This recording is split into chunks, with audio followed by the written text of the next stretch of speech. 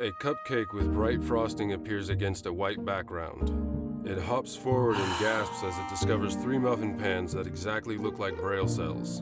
7 more brightly colored cupcakes appear. At the whistled command of the original cupcake, hop into the various muffin holes to form the braille letters TBK. The muffin tins are replaced by the Blind Kitchen logo, green braille letters TBK on a white background. Fade to black. Hello, and welcome to The Blind Kitchen, where you'll learn to fall in love with cooking again, or perhaps for the very first time. I'm your host, Deborah Erickson. She is wearing a blue tie-dye chef coat, a white apron with the Blind Kitchen logo. Her blonde hair is arranged in a long braid over her left shoulder. Deborah is standing in front of a counter with a pepper cellar, onion powder, and garlic powder bottles. In today's episode of The Blind Kitchen, we're going to teach you about a very small but powerful tool that blind and visually impaired cooks can use in their kitchens and cooking. It's called bump dots. Once you've located your bump dots, I'd like you to open it up and spread them out in front of you. I'm specifically wanting you to notice the different sizes, different shapes. You'll notice some are shaped like domes, some are flat, and some actually have indents in them.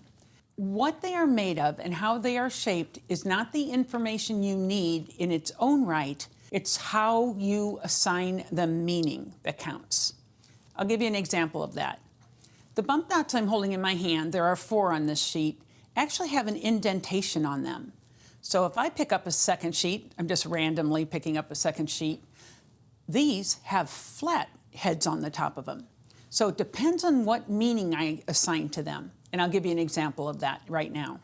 I often use some spices in my cabinet, and I want to be able to reach them and find them very quickly. Onion powder and garlic powder are 2 that I tend to use often.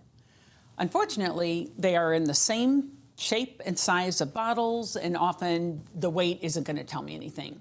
So what I've done, and this will explain how I have assigned meaning, on my garlic powder, I've put 1 bump dot.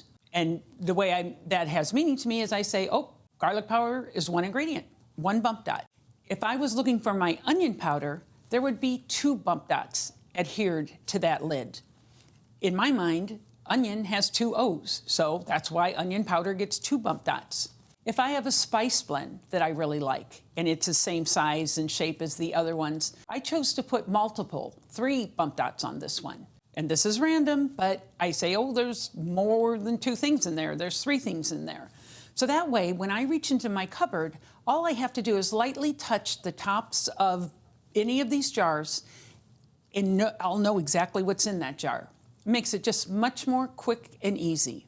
Electronic devices and equipment pose a particular challenge to the blind and visually impaired. Often, there are rows of buttons that feel exactly alike, or dials that don't give you any tactile information to help you know what power level you're on or what temperature. And also, so much of our electronic equipment today depends on the ability to read a digital display.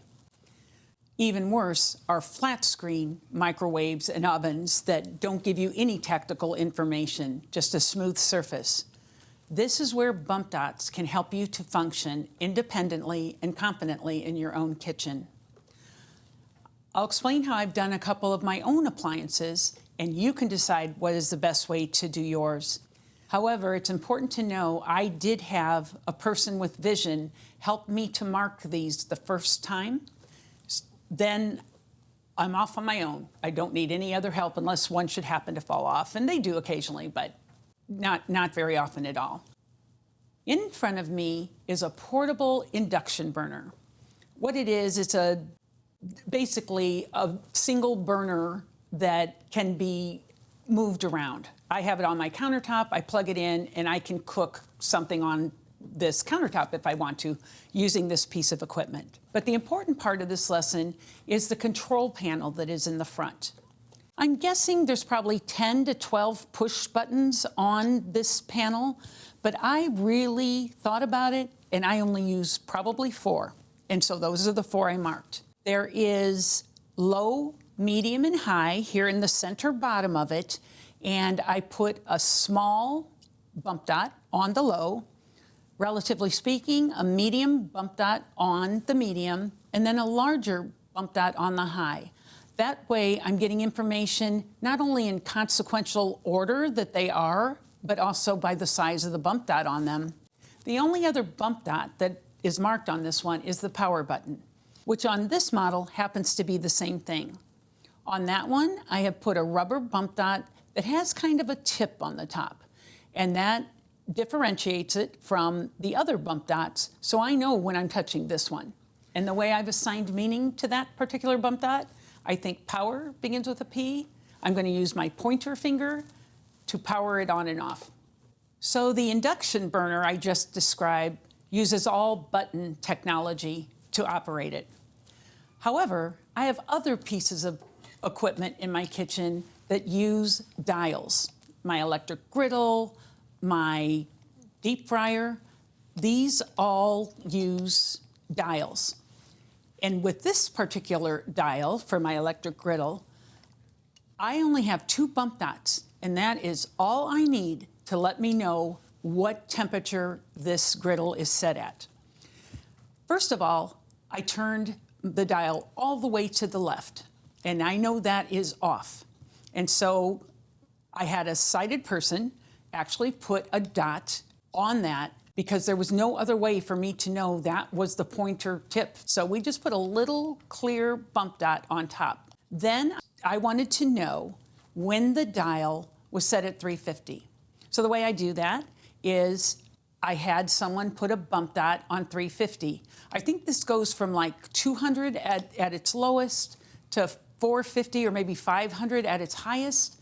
I can work with it if I know it's at 350 because then I can adjust it a little bit higher, a little bit lower as I cook, depending on how the food smells and sounds. To find the 350, the bump dot on the dial itself moves with the dial. I wanted that. I wanted it to be on the pointer. The bump dot at 350 is on the platform that the dial is on. So when I turn the dial, the 350 bump dot stays in place. And all I have to do is line up the bump dot on the dial with the bump dot at 350. And I know now I'm right in the middle. If I needed to go a little lower, I can just adjust a little, roll it a little bit. I don't need to know where 335 is. I just need to be able to listen and have confidence that I started out in the middle so I can reproduce recipes reliably and confidently. Thank you for being a member of the Blind Kitchen community. We appreciate you. And remember, please contact us with any kitchen-related challenges you might encounter. We love solving problems, and we'd love to help you solve yours. In the meantime, happy cooking. She smiles towards the camera. Fade to black. The Blind Kitchen logo appears. Fade to black. Neo Creative Productions logo appears. The logo fades to black.